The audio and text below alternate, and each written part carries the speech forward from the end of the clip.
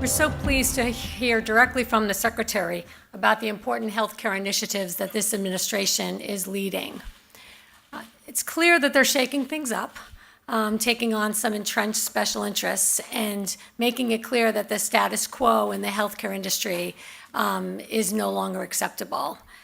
As leader of an organization, as Joe described, we exclusively represent large private sector employers that provide health and retirement benefits to workers and families across the country. I can attest that our members are fed up too with the status quo. They want to fix healthcare and drive improvements through smart purchasing and policy. And isn't that why we're all here today, to hear about from our expert panelists on those topics? In our advocacy on the federal, state, and local level, we work to create an environment so that large employers can design the health benefits that work for their unique workforce. And in the process of that, we're beating back taxes and mandates and compliance burdens so they have the flexibility to do what they need to efficiently provide benefits in communities across the country. Large employers are innovating every day to improve health care and to lower costs. They employ new value-based provider payment models and benefit designs. Despite that they're individually huge companies and that collectively they cover 175 million Americans, apparently that's not enough market share to really move the needle in communities across the country. That's why the federal government needs to join the effort in the value agenda. We're learning about the federal efforts to innovate, and they're promising, but we need to recognize the federal government is 10 to 15 years behind the private sector when it comes to payment innovation and driving the value agenda in the healthcare system. We need to encourage them to move faster. Our expert panelists recognize that employers are concerned about high overall healthcare costs, the lack of transparency, and variability in the practice of care and procedure prices. Shifting the equation so we get better care at lower costs requires the federal government to adopt the practices that have proven to work in the private sector. The Secretary's remarks are a great segue to our two panelists. The first panel will share innovations that are really working in the private sector, and the second will discuss the policy environment needed to really drive improvements and full adoption of the value agenda. Personally, I'd like to set the bar high for the federal programs, as the private sector has really shown the way. The first panel will be moderated by Dr. Paul Ginsberg. As you all know, Dr. Ginsburg is the Leonard D. Schaeffer Chair in Health Policy Studies at the Brookings Institution and directs the USC-Brookings Schaeffer Initiative for Health Policy. I'd like to turn it over to Dr. Ginsburg for the first panel. Very much. This panel, as Annette Guarisco mentioned, is focusing on developments in payments and delivery that employers, private health plans, and providers are most enthusiastic about. In organizing this panel, I asked them to focus not on innovations that they may have launched a few years ago and now have evaluation results, but instead to focus on initiatives that these organizations are most enthusiastic about today and making substantial investments in. And we have four outstanding panelists. I'm going to introduce them in the order in which they'll speak. First, on my right is Jeff White, the Director of Healthcare Strategy and Policy at Boeing. He's going to speak about Boeing's current ACO strategy. To his right is Rushika Fernandopulle, who is at Iora Health, which is a primary care organization that is contracting with Boeing on its ACO. Then my former colleague, Pham, at Anthem, is responsible for developing and refining Anthem's provider payment models, and she's overseeing their enhanced personal care initiative, a program that pays physicians on the basis of value rather than on the basis of volume performance. Finally, Kevin Bozic, who is an orthopedic surgeon and leads the Department of Surgery and Postoperative Care at Dell Medical School at the University of Texas at Austin. He is leading an initiative in bundled payment that is based on conditions rather than surgical procedures. So, Jeff, would you begin?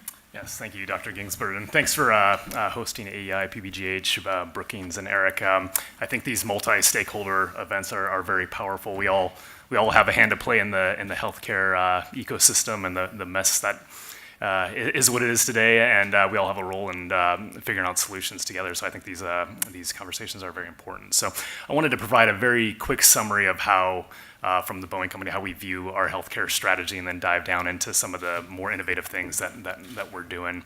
And when we look at the healthcare problem today, we do a lot of, I guess you could say we deploy a portfolio of strategies to kind of combat the problems that exist with the healthcare model.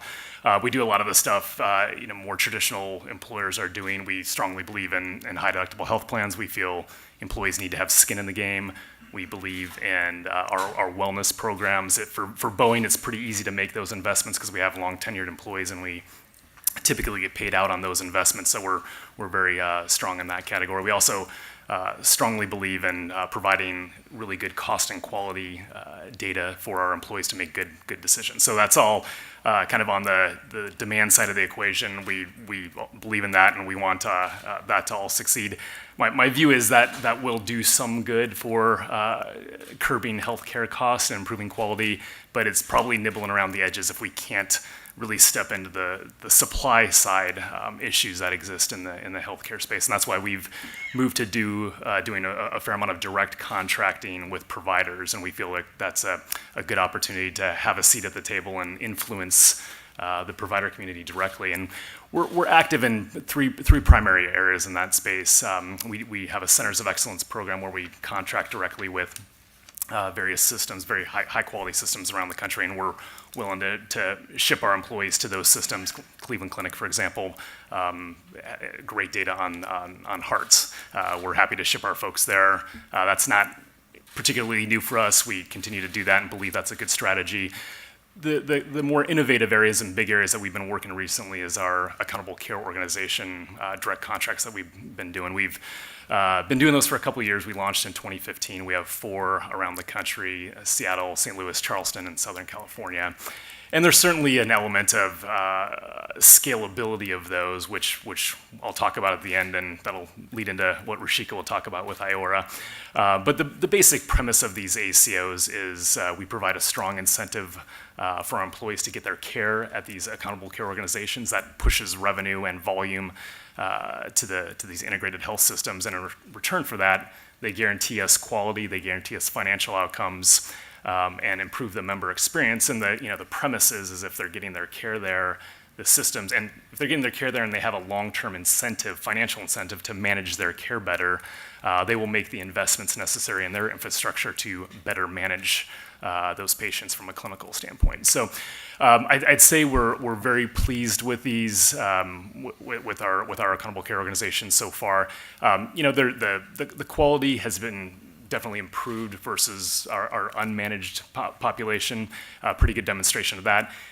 From a financial standpoint, I don't want to look at it in any one given year. There's still some actuarial noise that happens in these models, just because even our population is large. It's small when it comes down to the bigger pool that exists in the healthcare market. So there's a little bit of noise there, but I'd say overall, financially, this has been a nice win for the company. It's been a nice win for our employees. I'd say it's a nice win for providers. I don't know if they'd all say that, but we think it is. So I think it's been a short and midterm win. But what we're really driving for is healthcare transformation, and we want to see the delivery systems change the way they deliver care. And so I'll give you one example that we're seeing that we're excited about, and then I'll start talking about our scalability.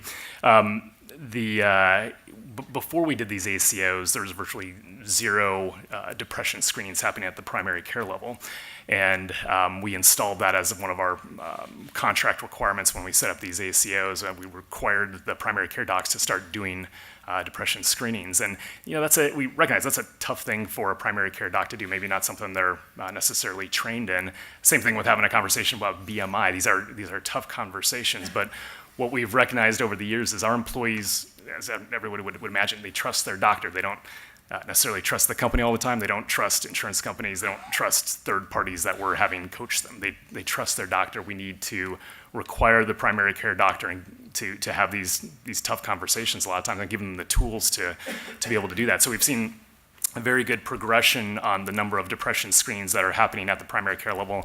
And all of our ACOs are very active in installing behavioral health clinicians in the primary care setting. And if we think about that from a patient experience, if you go in and if you have some behavioral health issues, to be able to walk down the hall and do a warm transfer is a very effective way. We know there's a ton of access problems in the behavioral health space today.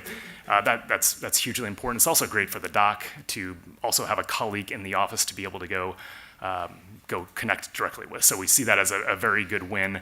I think the fact that we're holding the provider systems accountable is driving some of those decisions about how they're investing in the infrastructure, because I don't know the reimbursement mechanisms were in place to pay for this previously, so that's why it wasn't done. The other thing we're working on is having telemedicine approaches to behavioral health, where when a patient calls in, they immediately talk to a psychiatrist or a psychologist. They're not talking to a coach or a planner, and they're not waiting 4 weeks to talk to a clinician that can help them directly. So we're investing heavily in this area with our ACO partners. We think this is going to be a really big win, and as we all know, that depression is comorbid with every other condition. We had an employee who had a dependent that went to the emergency room like 35 times in 1 year, and it's like, how does that possibly happen? And it doesn't take too many of those. I mean, we think of how dangerous that is for that person to be in the emergency room that many times, and how expensive that is. It's just, these people fall through the cracks, and so we really need to kind of tackle this behavioral health issue. So we're very, very pleased. That's one kind of narrow example of what I think these new conversations and this new driving accountability back to the providers to manage the population are doing. So as we've been thinking about how do we scale this, certainly these are bigger negotiations that we've done in areas where we have a critical mass. We would love to bring this value to all of our areas, but we do have a problem of scale. I mean, we have people in 48 states or 49 states right now, so obviously this would be tough for us to manage. So what we're experimenting with in Phoenix, which we're really excited about, and Rushika will talk about the details of the program, is with a company called Iora. And they have a really effective team-based approach to primary care. And we, from Boeing, will just pay them a fixed monthly cost. It's free for our employees to go get as much primary care as they need.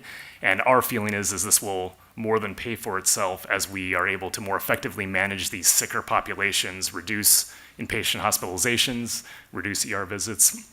We're pretty bullish on this being a good play for the company. So, and then I heard Secretary Azar talk about removing government barriers. This is one area where our strategies aren't always congruent. We want people in high deductible health plans. This is an area where we can't have someone in a high deductible health plan with an HSA also getting direct primary care. So that's something we're working with our friends here in DC on solving for. I'd love to get that fixed, because everybody, those strategies should be congruent, and we want everybody to be able to get better primary care. So I will end with that. Yeah, thank you. And before we go on to Rushika, I'd question, and it's in part anticipation of what Pham might talk about, if you could comment on the importance of the steering of patients to the providers that you prefer to work with in your strategy. Yeah, we've taken we decided to move pretty strongly into the space with a fairly large financial incentive for our employees to take this. So we really wanted it to be simple for them to understand. For a family, they save in hard dollar cost about $1,000 a year for moving into an ACO, electing that as part of their plan. And we have probably 35% enrollment in these ACOs in populations where they're eligible. So we've gotten a decent amount of movement. It's scaled up every year, so I think it's good. We're getting good word of mouth. But it's really, from our vantage point, it's the incentive that we can provide that will really drive the behavior. Yes, this is an enrollment in the ACO rather than a point of service choice. That's right. Okay, yep. Thank you. Rushika, would you like to proceed? Sure, great. So thank you all for having me. It's great to be here. And thank you especially for Jeff and Boeing for asking me to come here. So I think if we want to fix healthcare, in the end, it's pretty simple. We have to change how actual people get actual care. In some ways, if we don't change how actual people get actual care, it's all a waste of time. And by the way, there's a lot of waste of time going on, right? And so in the end, we have to change the trajectory of people. We have to improve their health, and we have to keep them out of trouble. Our proposition really is that the right place to start with that is primary care, right? I think it's a great lever point. We can help people with the upstream. We know for a fact that a good part of what determines outcomes has actually nothing to do with medical care. It has to do with how people feel and how they eat and how they exercise and loneliness, and particularly with seniors and employed people, a whole lot of other things which are not medical, and we can actually help coordinate that in primary care. And then even when we do the best primary care, the people end up having to navigate this whole health system, particularly when they're under high deductible plans and HSAs, they need someone to help them spend their money. Thinking that a consumer can make these decisions by themselves is fooling ourselves. These are really hard choices, and there's a lot of dynamics, particularly when you're sick, that you don't want to make this yourself. You need someone trusted to help you do it, and primary care is a great place to do it. The problem is that our current primary care systems are not at all built for this, right? Our health system is built on this transactional model, document, code, bill, next. And the games are all about doing more stuff to people, and that's what all of our health systems, all our IT systems, all of our salary models, all of our processes, everything is built around this transactional thing. Last I checked, transactions have never healed anyone, right? The things that heal people are relationships. And what we've been doing is at Iora Health, I'm a primary care doc. I started this company about 8 years ago. The idea is, what if we build a vision of what care ought to be? And let's stop making excuses why we can't do it. And let's only do it. Let's not try to, I think, unfortunately, a lot of the ACOs that Boeing works with are existing health systems who are largely seeing fee-for-service, turn the crank. And what Boeing asked them to do is, for these subset of your patients who happen to be Boeing members, I want you to treat them differently. And they all say they will. And the honest answer, to be quite honest, is, again, go back to does actual care change for actual people? It's not entirely clear they really can or want to change, right? So we said, what if we start over? What if we build a new system, built on primary care, bottom up, change how people get care, and simply do the right thing? Now, why are payers important? The base of this has to be a different business model, right? If we get paid the same way everyone else gets paid, fee for service, pay per sick visit, perseverate over the 99214 versus 99213, we'll never make progress. Fee for service is the wrong way to pay for this. And there's a period at the end of that sentence. And so what we say, we need payers who are willing to be progressive. So Boeing is one of our first customers about 10 years ago. Now we recently have started working with them again in Mesa, in Arizona, where they give us a fixed amount to take care of the patients. Direct primary care is the moniker that's being used for that. And by the way, we're doubling down on the primary care. Primary care is typically 5% of healthcare spending. That means 95% of what we spend in the US is what I call failure of primary care. That seems like a really stupid investment philosophy. So let's actually double down on the primary care, actually take care of these folks, and we'll see the savings on the back end, right? So need to get paid differently. And I think we've seen the private industry, particularly self-insured employers, they've been able to support this. We serve a number of self-insured employers like Boeing, Dartmouth College employees. We've worked with people like Zappos, unions like the Carpenters Union in Boston, state employees in Massachusetts. And by the way, the people who are driving this are people like Boeing who are large, geographically concentrated, and have long-term workforces, right? Because the dirty little secret of all this is, if you want to do I call what we do high-impact relationship-based care, you don't see the results in 2 months, right? We're building relationships, we're changing behaviors, we're changing biology. That doesn't happen in even a year. We may actually make costs go up the first year. It's exactly the right thing to do. So we need people who are, these patients are going to be their problem for at least 2 or 3 years, and that makes sense. So number one is you have to change the business model. Number two is then you completely redesign a system of care around what we're trying to do. And our job is not see more patients, is not bill higher. Our job is very simple. We have a population of people, we know exactly who they are, and our job is improve their health, keep them out of trouble, and this last piece is key, and do whatever it takes, right? So what does that mean? So now we say we're building big teams around patients, not just about doctors. Right? What I can do as a doc is I diagnose and prescribe. That's the easy part. The hard part for patients, and by the way, the bulk of the problem is chronic disease. That's what we do really poorly in this country. That's what's driving all the costs. And I think The hard part is how do you help patients execute on the plan? So we have these people we call health coaches. They're from the community, speak the language of the people they serve. They're picked for empathy, connecting to another human being, 3 of them per doctor. And their job is help patients understand what they're doing, track what they're doing, hold their hands when that's the right thing to do, kick them in the behind when that's the right thing to do. We integrate mental health into the model, so we have, and we're not doing it because anyone's telling us to do it. We're doing it because it's the right thing to do. It's really simple. If you have to force people to do the right thing, you have to ask if they're the right partners, right? So we say we're going to put it in because it's the right thing to do. Mental health is such a big barrier. Put social work in practices. Interact with people not just by visits, but email and text message and video chat. Reach out to them. Teach them how to eat. Take them to the grocery store. Put them together in groups. Help them navigate the system. Build a de facto narrow network beyond us. It's not a little different. It's completely different. We've had to build a new IT platform. All these electronic health records out there, by the way, are not built for this. They're built to document, code, and bill higher. No surprise, so we've had to build our own. And it really is a very different culture.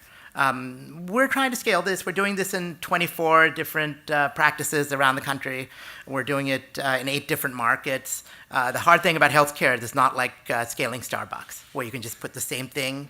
Starbucks is Starbucks, but I think healthcare is local. So what we do in Mesa, Arizona is actually very different than what we're doing in Seattle, for instance, because they're very different populations and expect different things. And by the way, it works, right? We've had lots of experience. Patients love it. We have net promoter scores in the 90% range, knock it out of the park on quality metrics. And by the way, most of the quality metrics we're tracking are the wrong metrics. So we can do that, but we actually track better ones like self-efficacy and confidence and things that we think actually matter in terms of relationship. And we're driving it on healthcare costs by about 20%, 20%, largely based on big drops in hospitalizations. So why is this not getting bigger? Why are not more people doing it? I think really 2 big reasons. One is most payers don't have the guts to do this. And I think Boeing is great that they are willing to actually catalyze this. And by the way, if it's not clear, we're a new entrant, right? So I think thinking that we can solve healthcare by only working with the current people who are making a ton of money off the system is fooling ourselves, right? No industry has changed because the incumbents just woke up and decided to be better. We can change by people like us, new entrants coming in and challenging the status quo a bit. We're not making money off of filling hospital beds. So I think having payers with the guts to actually catalyze new entrants, that's key. By the way, CMS, in its wisdom, is not able to do this. Despite all the rhetoric about APM's advanced payment models, every one of their advanced payment models are built on a fee-for-service chassis. They're all fee-for-service with some true-up at the end. If you want to do an advanced payment model, stop the fee-for-service and let us do it. Now, I think they've got an RFI that just came out that seems to indicate they're going in that direction, which we are hugely applauding, right? But I think number one is we need sponsors, payers willing to go out on a limb a bit and try new things. And then number 2 is I think there are a bunch of regulatory barriers out there. The HSA rules that Jeff mentioned are one of the big problems. I think the way we do a lot of regulation, a lot of the Medicare regulations, I think as Secretary Azar said, are built for an old world, and we need to update them to allow us to be able to navigate patients through the system better. Meaningful use, I think some of the NCQA regs are all, again, built for the old system. We need to rethink a lot of them. I think there's a vision of how we do things better. It really works. Patients love it. By the way, docs love it too. And I think having payers like Boeing, who are self-insured, who can break the rules and can encourage it, will actually move things forward. So thank you. Oh, thank you. Rushika, I've got one question for you. I was thinking about, you mentioned in various parts of the country you have practices that you're working with. To what extent the success require that they be completely in your model, or can your model work alongside their other patients in traditional fee-for-service? Yeah, so we have made the choice that we will, in our practices, only do this model. I actually think that the sort of care we're doing, this high relationship-based care, it's not a little different than the old system. It's completely different, and that it's impossible to do both in the same place. So again, every other business has figure out what you're good at and do it, and don't try to do other stuff, right? And I think this is really, really hard for existing providers to get over, right? That maybe this is a different model, and maybe we need to do it in a different place. We firmly believe that we need to do it separately. Good. Thank you. Let's turn to my Pham. Sure, thanks, Paul. So hopefully you'll notice some themes starting to emerge as number 3 starts to talk. I think when I think about some of the new things that Anthem is investing in the value-based payment space, we tried to start by scoping out initially and having a conversation about our realistic understanding of market momentum and the broader narrative going on in the market. And from what that allowed us to do was to try to draw lessons learned from the previous 5-10 years of payment experimentation in the industry broadly, public and private sector. So let me tell you a little bit about that and then drive straight to what the implications are for what we're doing. From my perspective, the broad narrative is that early on there was a lot of excitement around investing in value-based payment and care delivery reform, and the mantra was, let's generate momentum, and let's not leave any provider behind. So that was an important thing, and I think we've learned that, frankly, not every provider is built for this kind of work, nor is every provider equally committed to this kind of work. So one lesson learned may be, maybe it's time to leave some providers behind. I think another thing that we experienced was that we tried to drive providers to continually wring savings out of the system based on their own historical performance. That is a death spiral that is not sustainable. And what you risk if you keep pursuing that strategy is that your most committed, forward-thinking, first adopter providers will be the first ones to hit the ground. And you will be pushing them over a financial cliff. And once they disengage, what you lose is everyone behind them, because they are looking, their peers, their less experienced peers, are looking to see what the risk takers experience. So that's another cautionary tale is, gee, we really need to find a way to build a sustainable business case for the most committed providers, the highest value providers, if you will. We really need to invest in them. Another thing we learned, it was completely understandable that we begin by layering as much accountability on primary care as possible. I am a primary care doc.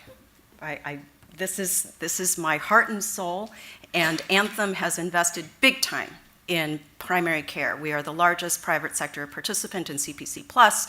We have an essentials program that will capture 400,000 lives by the end of this year. We're a big investor, but there's only so much I can ask my ASO clients to give me to invest in primary care without taking it from somewhere else. And it was perhaps not realistic to expect the providers with the least market leverage to somehow corral the entire rest of the delivery system without payers actively stepping in and engaging those other payers much more forcefully. So that's another lesson learned. And then I think, on a sort of more micro level, we are asking many providers, not Rushika's ilk, because he truly is a disruptor and a new entrant, but for many incumbents who want to move in this direction, and they still provide the bulk of the care in this country, you are asking them to put one foot in one canoe and one foot in another canoe, and that is the most uncomfortable place to be. I have had providers come up to me, particularly specialists involved in bundle payments, say, can you move faster? Can you just get us there right now because we're dying in these two canoes? Well, the reality is payers are living in the two canoes too. So how do we move people from two canoes to one canoe as quickly as possible? Payers have to move with providers in that journey. And that means that the things that are making the first fee-for-service, pay-for-volume canoe uncomfortable for everyone, they should also disappear on the payer side as well as the provider side as we move to this new world. So let me translate that. There are administrative burdens like coding and prior auth for this world that make perfect sense in this first world, that make no sense in the second world. And payers have to be willing to shift our behavior as we ask providers to shift their behavior. And then, you could put quality measurement into that bucket. Thank you, Rushika, for bringing that up, because we firmly believe that the current performance measurement system has become sclerotic, and it does not focus on the things that are meaningful to patients or to purchasers, meaning true care outcomes as opposed to process. And it shouldn't be a slew of metrics to show us that you can jump through hoops. It should be enough to reassure us that you're not generating savings by stinting on necessary care or not enhancing care the way that we would like. So there's a lot of evolution that can happen there, and the lesson there is focus on outcomes, slim down the metrics, and if someone is at downside risk, that's all you should need, right? Because you have entrusted them with the accountability for those outcomes. And then the last lesson learned, I would say, is a really big one, and it's an elephant in the room. And I think that it's necessary when we talk about this to deconflate several issues. So let me explain. There are structural barriers that will, if they remain unaddressed, forever limit what can be achieved with value-based payment and care delivery reform. One of those is the structure of relative prices in fee-for-service. We all agree that all things being equal, it would be better to not pay on a fee-for-service basis and to pay on a lump sum or global cap some kind of basis. But to be honest, there are some services that you wouldn't want to pay any other way except fee-for-service, right? And fee-for-service, the prices are there with us regardless of the cash flow mechanism.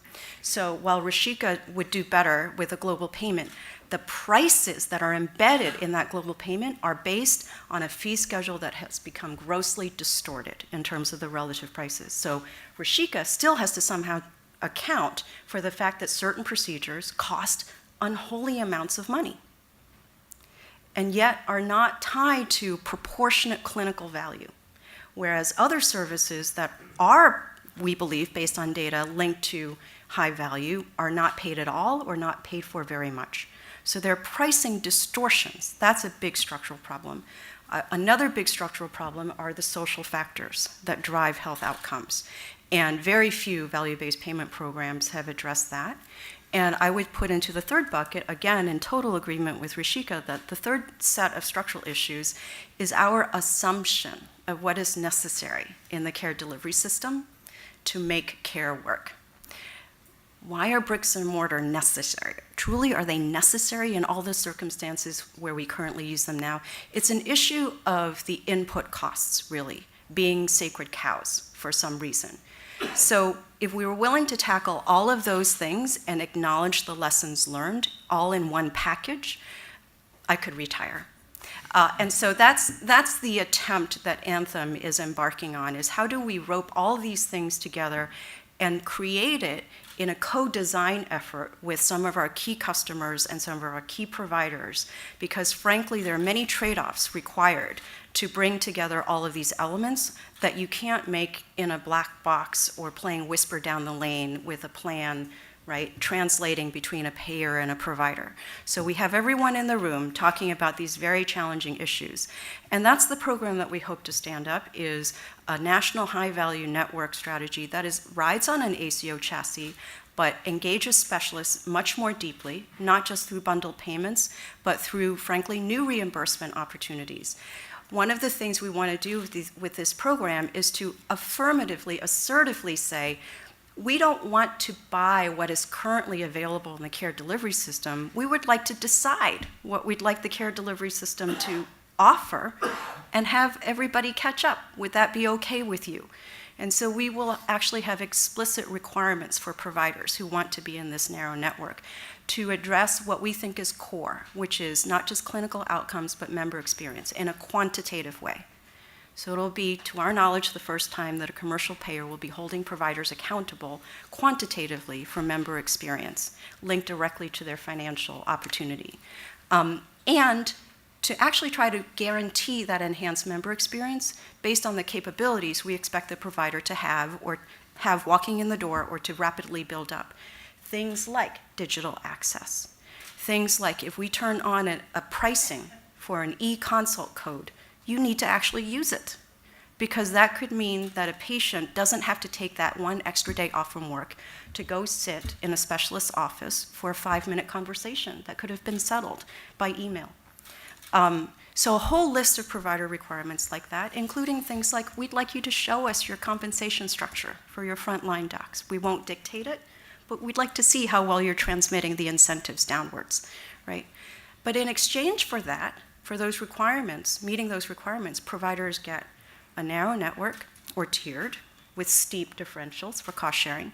They get required PCP selection, because we have learned in our match control evaluation of our own ACO program that when a patient remains with the same PCP year on year, the savings are doubled relative to when that doesn't happen.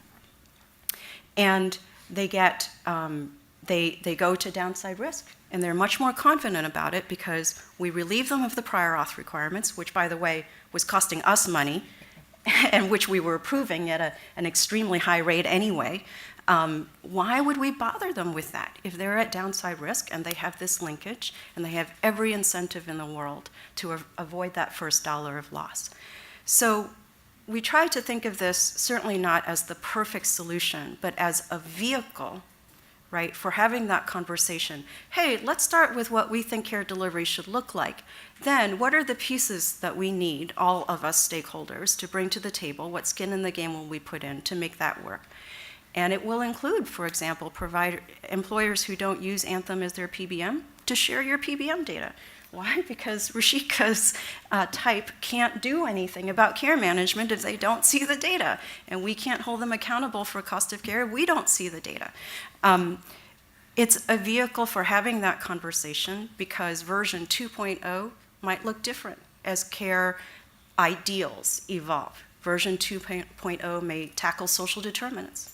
Version 3.0 may tackle a virtual care delivery network that doesn't involve any bricks and mortar at all, except in the patient's home or in their workplace. Imagine that. We're obviously not there yet, but the notion is to set that set of expectations and the interdependencies and get that working relationship going. Well, thank you, Mai. You answered my questions. So let's move on to Kevin. Working for you Bozic. for 8 years would help with that. Well, thanks, Paul, and thanks for the opportunity to be here. As an orthopedic surgeon, I represent the specialist view on this panel, and I've had the opportunity over the last 12 years in a variety of different leadership roles for the American Academy of Orthopedic Surgeons to work with Bill Kramer and PBGH and Paul Ginsberg and Pat Conway when he was at CMMI and others. I'd like to think that that's because as orthopedic surgeons, we're highly intelligent and uniquely qualified to address some of the challenges, but I have a feeling it has more to do with the fact that we do a lot of really expensive procedures and people are having trouble getting their arms around how do we control both the cost and the volume of those procedures. And so it's been interesting for me, having lived in this space for a while, that we've kind of focused on this shift from fee-for-service to capitation, and really we know that in fee-for-service we incentivize overutilization.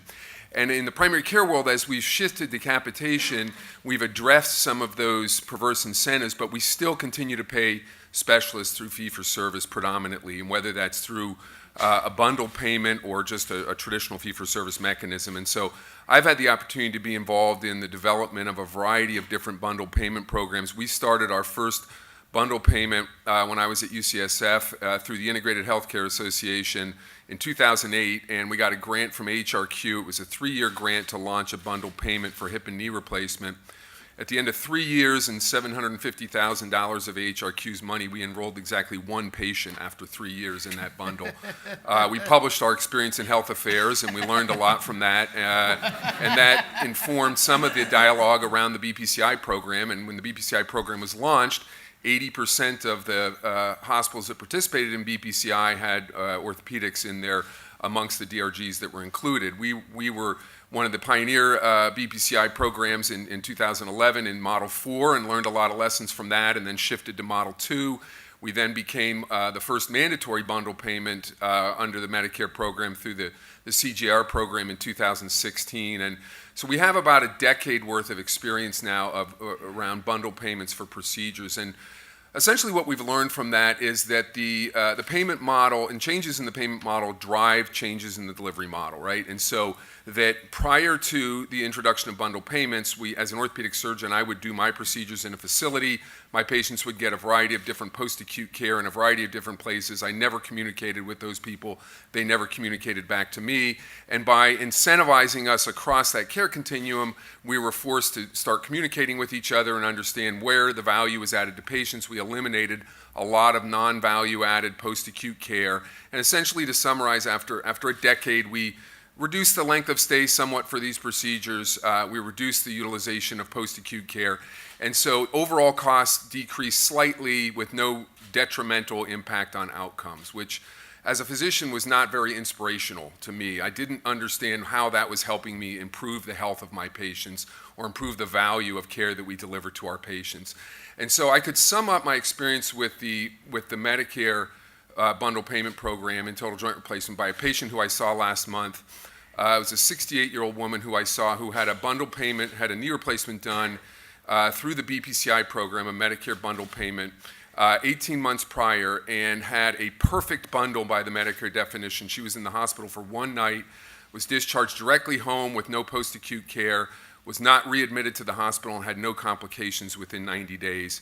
Came to see me 18 months later and was absolutely miserable. So does anybody want to guess why?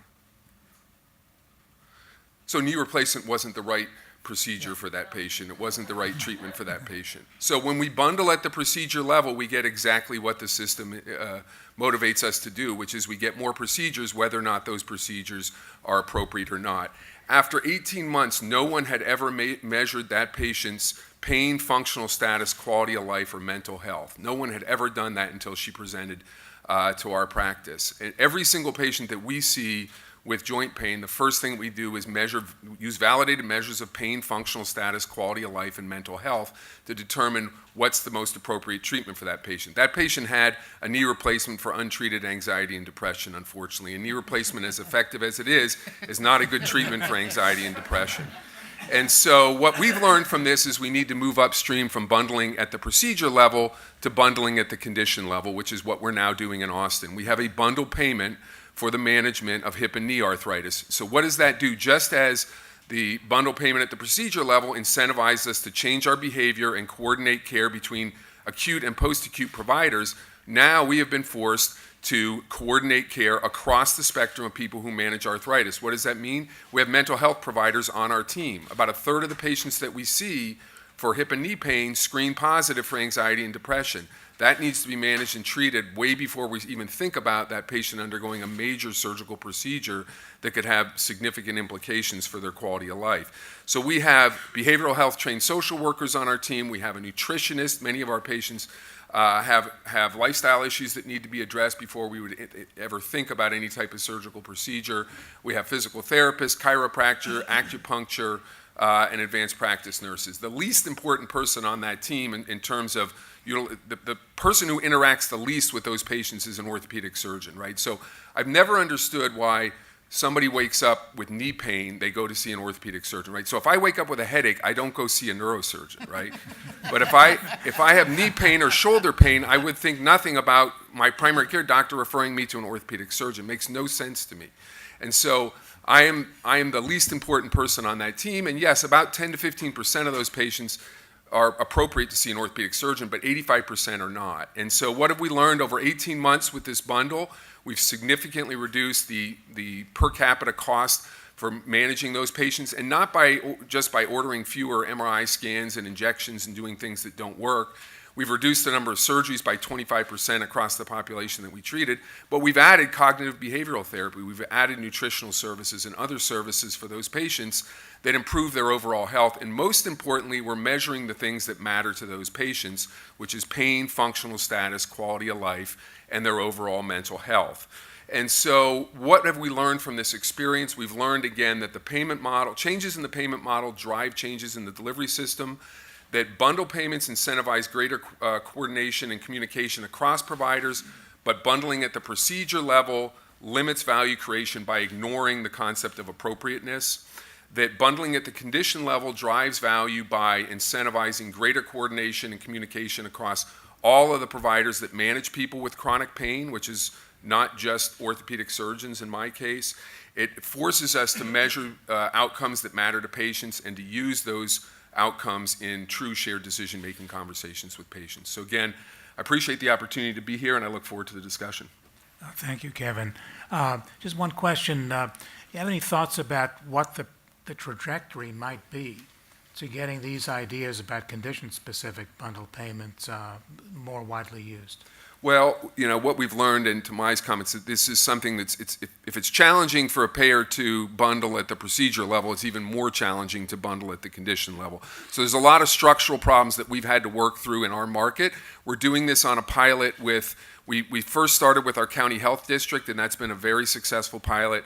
We now have it with 2 employers and 1 regional payer in our market. And there's a lot of changes that need to be made to claims adjudication. And also benefit design matters a lot, right? So if I have a patient that's treated in this model and decides, well, the doctor down the street I know operates on everybody that walks through the door, that's where I'm going to go to get my care, it's going to blow up the model. Fortunately, our experience so far has been that once patients are treated in this model and they understand all of the incentive, all of the different services that they can access, telehealth, access to cognitive behavioral therapy, nutrition, physical therapy, other things, to our knowledge, we haven't had a single patient that's left the model yet, but the benefit design and steerage matters in that type of model. Thank you. Well, it really sounds to me like there's a lot of alignment among the presentations of the 4 panelists. Before we go to the audience, I'd like to ask if any of the panelists have any reactions, comments they would want to make about what some of the others have said. Yeah, I'd like to, first of all, reinforce that Anthem is also moving to what we refer to them as chronic episodes as opposed to acute episodes, but very similar concept. And we're focused on certain high priority specialties, but I think they would look very familiar to you. So that's also in the works. And to Rushika's points, I guess I would also say that I think it's important for payers to actively invest in disruptive care delivery models. Because the disruption is very inspiring, but it runs into a lot of brick walls in the marketplace, and someone needs to clear the path for these non-incumbents to make their way in. So I would just put that on the table too, that there are certain smart bets that I think if payers as a group made investments in, we could speed up this care evolution by quite a bit. So I love this panel and obviously agree with what people say. I think too often value-based care is used as an end in of itself, and I think that's a red herring. The real thing is how do we allow patients to meet their needs, right? So really it's consumerism.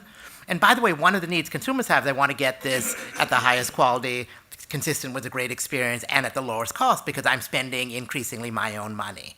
Right, so I think we need to make sure we don't try to replicate the managed care of the 80s where we force people to do things and we sort of save money by undertreating. We have to, I think, if we want to be successful, and I think all these are examples of just aligning everything with the right thing for the consumer/patient, and then this will all work out. Any other? Kevin? Yeah, I was just going to say that to Rushika's point, I think what's really missing here is measuring outcomes that matter to patients. So when we talk about quality measurement, the things that we're measuring right now around process and structure just aren't that relevant to my patients. And we really need to work together it really starts with what we've learned in our experience. It starts with measuring what matters to the patient, identifying what their goals are, and then helping them move towards those goals. And the current way that we're doing that and measuring quality just hasn't moved us in that direction. I just want to point out on that point, I couldn't agree with you more, Kevin, but what we find is that the way a provider speaks about that really tells you a lot about their commitment to value-based care, because many of your colleagues would not voice that. Many of them would much rather prioritize the alignment of performance metrics for totally valid reasons, administrative burden, et cetera. But they would rather have an aligned set of metrics that focused on less meaningful process measures than they would to strike out and do the harder thing. It's very resource intensive to collect that type of outcomes data. And even when payers are willing to do it, the burden on providers can be, dispositive at times. So when we talk about focusing on high value providers, in our heads, there are archetypes of providers along this spectrum of commitment. And we find that we need to tailor our contracting strategy and reimbursement strategy to those archetypes. And there aren't, there's only 1 or 2 archetypes at this end of commitment. Yeah, and I hear that a lot from providers, exactly what you just said, which is it's really expensive to measure outcomes, particularly in our case, patient-reported outcomes, right? So we do about 1 million hip and knee replacement procedures in the United States every year. The only reason we do that procedure is to influence pain, function, quality of life. Less than 1% of time do we measure that. And so The reason is because that's not where the incentives are, right? So I think nothing, we saw 40 patients in my practice yesterday. We think nothing of the 10 to 15 minutes we spent on every patient trying to find the appropriate ICD-10 code and match that up with the appropriate CPT code and figure out all the modifiers. That's just the cost of doing business. And our revenue cycle management software is the most expensive part of our practice, and we just assume that that's the cost of doing business. That's because that's the way we're paid. When we start to be paid based on outcomes, measuring outcomes becomes my business intelligence. I have to know how I'm doing in terms of outcomes because that's going to influence my financial performance. So as the system changes, and in our bundle payment strategy, we have to be able to measure outcomes at the condition level. Otherwise, there's no way for us to compete and understand the quality of the outcome that we're providing to that patient and that payer. So really this concept that yes, it's expensive, of course it's expensive, so is revenue cycle management, and adds no value to the patients that I treat. Measuring patient-reported outcomes adds tremendous value, both in terms of determining what treatment's appropriate and how we're doing, and that is now our new business intelligence. I'd say one barrier to one of my comments about employers and payers need to invest in this area. A lot of times we tend to think only on what is the ROI strictly in terms of what is my rate going to be next year? What is the financial return on investment? When Mai mentioned e-consult, if I think about my workforce and someone in our Everett facility, it takes someone 30 minutes or 40 minutes to go from the production line out to their car. And so if we're saving somebody a visit to the specialist, that is huge for our business. So my hope is that companies, whether they're production-based or not, can open the aperture a little bit in terms of thinking about return on investment in these more disruptive ideas, because a lot of the stuff we're doing is hugely important to just running our business. So I hope we think more about expanding our view of investments in this area as well. Yeah, well, thank you.